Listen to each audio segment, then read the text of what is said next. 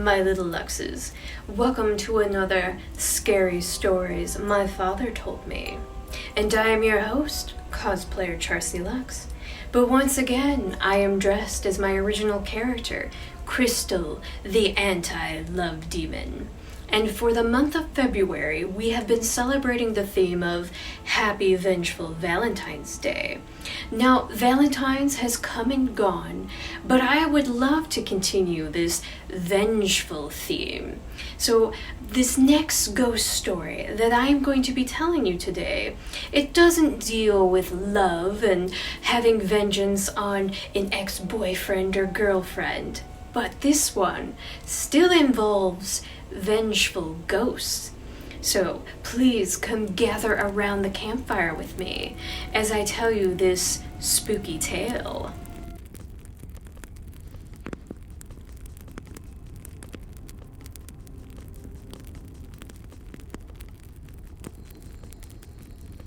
Lost Souls by Jeff Parsons, May 24th, 1944. The damp air smothered Hans with a slow asphyxiation of hot sweat, carbon dioxide, and diesel fuel. Each breath grew more and more tortured, not so much from the persuasive soggy drip of foul moisture clogging his lungs, but from the thought of what caused the U-292 German submarine to shudder, as if in anticipated pleasure.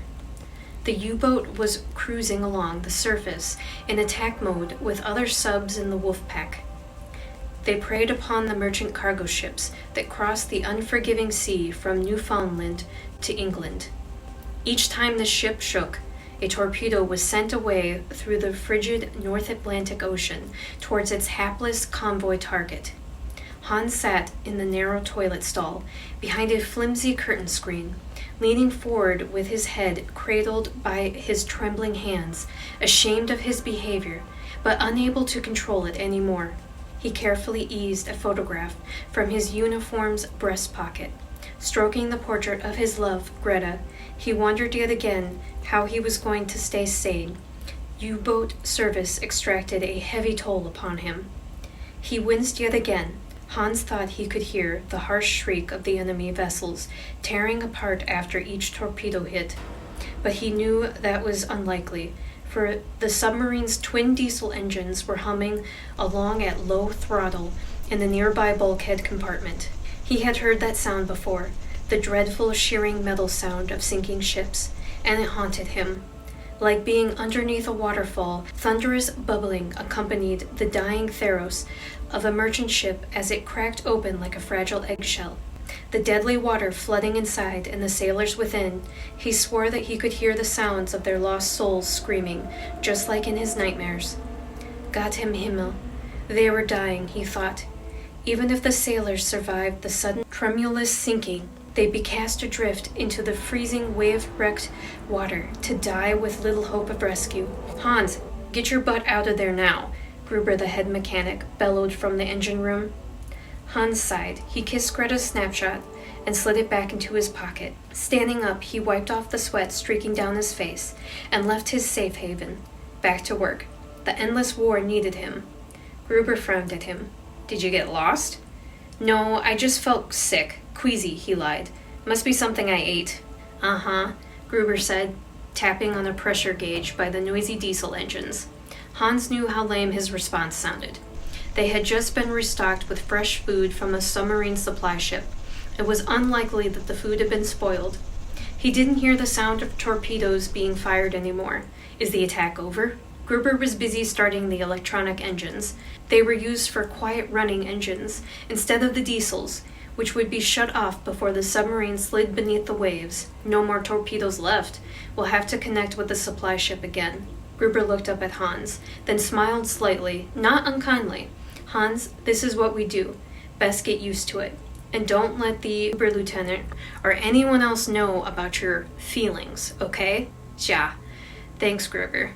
I'll do my best. The submarine had left the oil-slick scene of floating carnage and escaped unharmed into the vast rolling sea. Later that evening, Oberlieutenant Sir C. Herr Werner Schmidt, their commander, gave an announcement over the ship's comm. We have fought with great valor. Each torpedo struck a mighty blow to the enemy's supply lines. We have saved the lives of many a valiant German soldier. On behalf of the fatherland, I commend you once again for your selfless acts of bravery." Hans cringed on the inside. He didn't want to share his emotions with the other crewmates settled around him in the aft sleeping quarters. The crowded room contained bunks stacked 3 high, filled with crewmen lying on their off hours, too restless to sleep. The hypnotic tempo of water condensate dripping from the ceiling, piping, and curved walls encouraged Hans' mind to wander into places he'd rather not consider, such as the meaning behind Schmidt's words. Schmidt was right about bravery. Kriegsmarine U-boat service was dangerous. An encounter with an enemy destroyer was lethal in most cases, let alone the technical problems associated with repeatedly diving deep into the briny depths. The experience was unnatural. It took a certain amount of mental fortitude to be a submariner. Even so, everyone was always so solemn after a battle. Perhaps they realized that sooner or later their luck would run out and death could overtake them. His friend Fadi broke the silent gloom. He said, "Looks like we've single-handedly saved the fatherland again." Several tired smirks were exchanged at Fadi's remark. He smiled ruefully, then said, "I talked with some of the supply ship crew when their officers weren't looking. They said supplies were running short. No one was getting what they needed." "Rudy," one of the pipe fitters said, "Yeah, and they also said something else." "Rudy, no need to bring that up." Johann, another pipe fitter, grumbled. "I think it's important. Did you see the expressions on their faces?" Rudy asked. "They were scared," Rudy said, his voice going low. "Afraid to talk much. One of them said they were being hunted." "Ha," Fadi said. "What do they expect? It's a war. We're all combatants here, even the merchant ships." "That's true," Johann said sadly. "We must kill our fellow mariners to win this war. Then, if it's our time, we can go home." Hans thought, what would we say when we met our maker? That we were following orders? The boat waited at the pre-designated rendezvous coordinates for the supply ship's restocking of torpedoes and other essentials. The crew was kept busy with the many routine tasks of maintenance, operations, and testing, part of which involved quick certification dives to check for leaks that inevitably sprouted. During the dives, Hans dreaded hearing the hull's metal shrieking due to the enormous forces crushing against the ship. If the seawater pressure could compress the submarine's high-strength steel, what could it do to him if the ship imploded? The ship continued to complain like an old woman shuffling across the kitchen floor on a winter morning. In fact, it sounded like his beloved grandmother, Brunhilde, God rest her soul. Hans had been trained to know the sounds of the ship, so when he heard something new amidst the hull's normal groaning, popping and creaking, he was quick to investigate it. It was a rhythmic, tinkling sound that traveled along the piping of the ship's water cooling system. He had to fix whatever was making the sound. An unexpected mechanical failure could potentially sink the boat. Also, excessive spurious noise was dangerous on the submarine. The enemy destroyers had hydrophones that could detect underwater sound. If they knew where they were, they could kill you. Listening carefully, he patiently tracked the sound towards its source, ducking and squeezing through crowded spaces full of machinery, support struts, and piping systems. It wasn't much different than working on the plumbing under his grandmother's sink back in Dresden, except now he rarely hit his head when he moved without thinking. The sound originated inside the main ballast area, a large hollow tank situated within the hulls underneath the control room. Inside the tank, a careful balance of air and water was maintained to raise and lower the ship's depths, and incidentally, it was used as a backup reserve for breathing air. There was also 4 other ballast tanks located outside of the hull, fore and aft, and along each side. Without sufficient air in the ballast tanks, the ship would sink like a weighted corpse. What the hell was that? It was almost like a glass bottle bouncing against metal. Perhaps one of the shipyard's fitters had left their stash of liquor in there? He'd have to tell Gruber about it. Gruber wouldn't be happy. The reasons behind mysterious sounds were elusive at times. They might not be able to repair this type of problem at sea. The supply ship never showed up. Schmidt decided to travel back to port. It was a disgraceful waste of diesel, but the ship needed torpedoes. Hans thought, even the angel of death has its limits. Still, the crew's morale was high.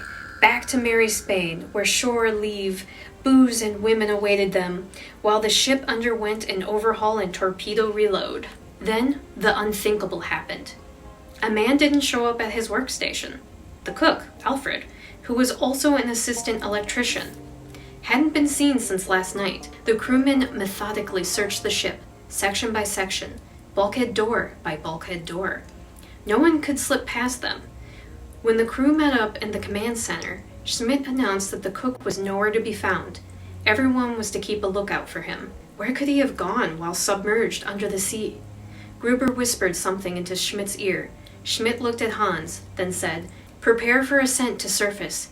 We need to recharge the air. While we're doing that, we'll check the internal ballast compartment. We probably have a sound short." The captain gave the command. The ship rose to periscope depth. Schmidt scanned the surrounding sea and gave the order to surface.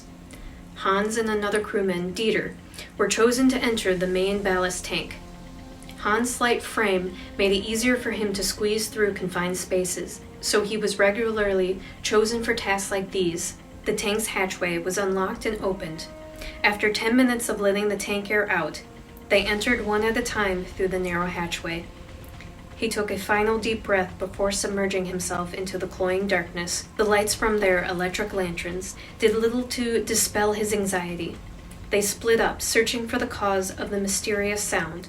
Hans left behind the one-way in and out of this foul-smelling area, cramped with interconnecting metal-supporting baffles, struts, and piping. Good thing the sea weather was relatively mild. It was difficult enough walking on the slippery surfaces without the boat rocking wildly. A few minutes later, Dieter yelped, not a typical sound that one would hear from a seasoned sailor. Hans moved towards his partner, stepping over and bending around obstructions until he got to where Dieter leaned against the wall, breathing deeply. Dieter's sickened expression said it all. Hans wasn't going to like this. He saw a head, just a head, no body. The head rolled with the shifting of the boat and kept hitting a pipe that passed through the wall structure. Mein Gott, his teeth. The teeth hit the pipe, making the tinkling noise. Hans shuddered. It was Alfred's head. Alfred, who had once told Hans how he missed his wife, his childhood sweetheart, and their 2 young girls, who would squeal with delight when he pushed them on their tire swing. Dieter trudged back to the hatchway to ask for direction on what to do next. Hans stood awkwardly in silence, his lantern light playing across what remained of his shipmate, knowing that the only access into that area, the hatchway, had been padlocked closed. How the hell did Alfred get in here? What the hell happened to him? They never found the rest of the body, so they once again submerged, traveling on a course back to port. Morale was low. Schmidt authorized a ration of schnapps for the crewmen, but the drink seemed to make everyone feel melancholy. Several hours later, loud noises started to bang intermittently against the outside length of the ship. Fatty joked with Hans, saying that the boat must be looking very sexy to some of the amorous whales in the region. Hans laughed nervously, knowing that wouldn't be a first in naval history, but it was highly unlikely. The noises continued to disturb everyone's sanity. Schmidt described the anomaly as a mechanical problem that would need to get fixed at a port shipyard. Then another person went missing. It was Grubbard, the ship's best navigator, last seen going to his bunk for a quick nap. Again, the crewmen went through the same drill. Grubbard couldn't be found, so after verifying that no other ship were in the area, the submarine was raised to the surface. When the top hatch was popped open, a brief waterfall of cold seawater spilled inside. The banging noise stopped. A storm had been brewing outside. Some crewmen were sent topside, tasked with inspecting the outside of the ship to see what had been causing the ruckus banging noises. Hans was called to duty again, along with Dieter, to search the main ballast tank. He dreaded going in there again. Will we find what's left of Gebert? Sweating in the dark, even through the air was damp and chilly. Hans groped his way around cold metal and over slippery surfaces. The ship's rocking slowed his progress through the ballast tank. About halfway through his search, he heard the call to return to the hatchway. Schmidt wanted them to come see something.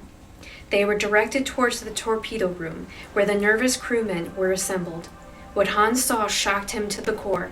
It was Gubbert, strung up, suspended in midair, electrical wires woven deep into his flesh and connected to the piping overhead, looking like the sacrifice portrayed on the cross he wore around his neck. Gubbert's skin was a fish-white color. His waxy eyes were bugged out, and seawater still dripping from his body, obviously drowned, yet trussed up here before the group. They had searched this area not long ago. Impossible as it was, it must have happened recently. Mechanical problem, my ass! Schmidt took control of the paralyzing situation. Take him down, gently. Put him in the machine shop.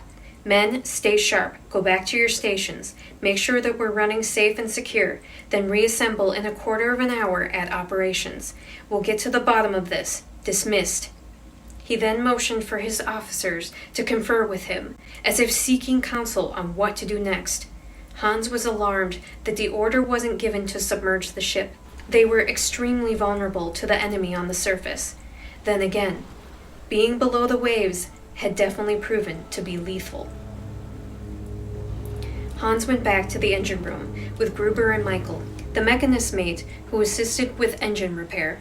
Gruber fussed with the diesels and electric motors. Of course, everything was operating perfectly.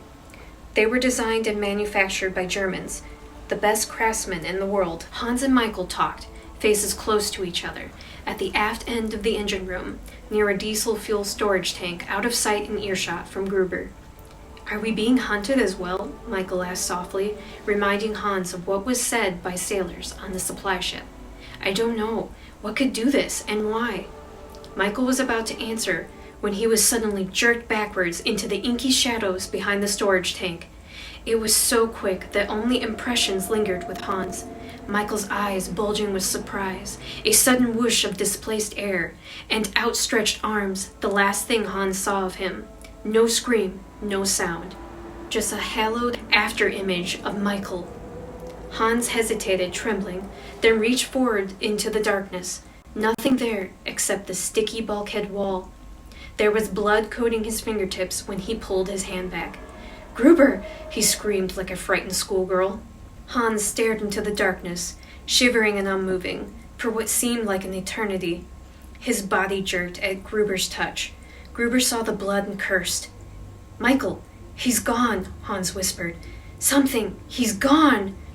"Hans!" Gruber yelled. His grip on Hans' shoulder tightened. "We need to leave, now!" Hans snapped out of his mental fog. Just follow me, okay?" Gruber said. Hans nodded. They bolted out of the engine room to the all-hands meeting. Not everyone was there yet. The men kept a wary distance from each other, no longer behaving as comrades, anxious with suspicious looks.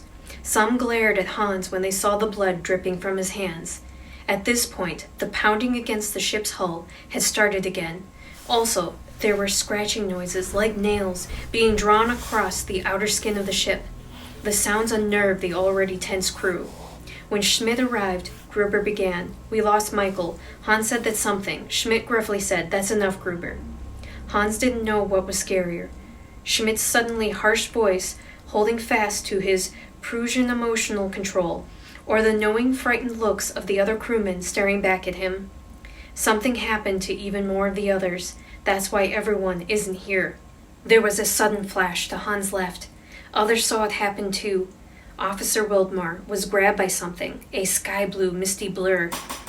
There he was one moment, and gone the next, pulled through the metal lattice floor like cheese through a grater, drawn out of sight into the dark decks below. Nothing was left of the man except thin strands of ropey red-brown liquids that spilled into the darkness below. There was a brief stillness of awful silence.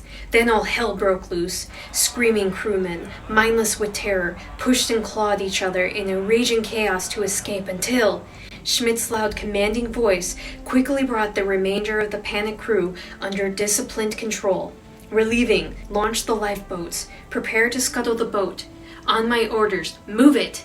Shocked as they were by the unusual order, the crew instinctively knew that it was suicidal to remain on board, and, as one, they scrambled to complete their pre-assigned emergency tasks. Visibly shaking, Hans put on rain gear and helped lift one of the rectangular lifeboat packages up the top hatch ladder. The lifeboat was damned heavy, but he had the strength of adrenaline driving him. The weather topside rocked the boat from side to side, even with its heavy ballast. Wind whipped the nighttime waves to smash against the lower conning tower. Electric lantern lights lanced wildly into the rain-soaked deluge of Atlantic darkness. Sailors on the outside deck tried to deploy their rafts while holding onto tether ropes. The treacherous wave action almost made some lose their footing, making it more difficult. One raft was almost ready to go. He heard the sound of an airplane approaching fast from the outcast sky above. He glanced upward. It was probably an enemy dive bomber. What? No, not now. Hans' teeth chattered. The cold was brutal, especially after being inside the humid ship, but he'd also been traumatized by the insanity of recent events. With trembling hands, he and his partner gripped their section of the tether rope while they placed their lifeboat on the deck. They held the lifeboat package in place with their knees and, fumbling, started to undo the straps that held it together. Something heavy splashed nearby into the water, port side of the ship's aft end. My God, not a depth charge! The explosion was deafening, cracking against the ship with a huge wave that swept along the ship's surface. The wave slapped him hard, forcing salt water into his eyes and mouth. He lost hold of the tether rope as the boat began to list to one side. When he glanced along the ship's waterline, rising out of the rough sea, he saw a myriad of long, thick furrows cut into the metal, like claw marks gutting the belly of a dying beast. Overhead, the plane's engine roared away from the ship into the dark night. There was no scuttle charge detonation. The ship was sinking of its own accord, with help by a near hit from the depth charge. The ship rolled suddenly on its port side as it sank into the sea, throwing everyone off balance and flailing into torrential high-water waves. The cold gripped him mercilessly, squeezing the breath from him and sapping the heat from his shocked body. His heavy rain gear made it impossible to stay surfaced for long as tall waves and fierce undercurrents dashed him about and yanked him under repeatedly, forcing burning salt water down his nose and throat. Where's the raft? The raft! The raft! The raft was lost to his sight long ago in the endless swirling darkness and gurgle of struggling breathing from a great distance. He heard screams off and on when his head broke above the water for moments at a time. He knew he wouldn't last long. The salt water in his eyes distorted his vision, but he thought he saw a flicker of light. The raft. He was saved. The light was closer now, but it wasn't above the waves. It traveled below, moving swiftly, as if unaffected by the weather or waves. The spectral form of light glowed a pale blue, and more followed it, maybe several dozens of them, coming towards him. When he saw what they were, he knew that his time was at an end. The specters of foreign sailors had come to claim their vengeance.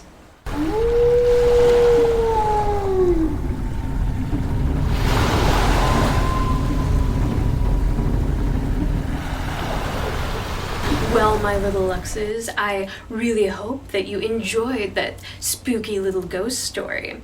This one was not one that my father had shared with me, but I definitely know that if he had known about this story, he would have loved to tell this one to me and my brother.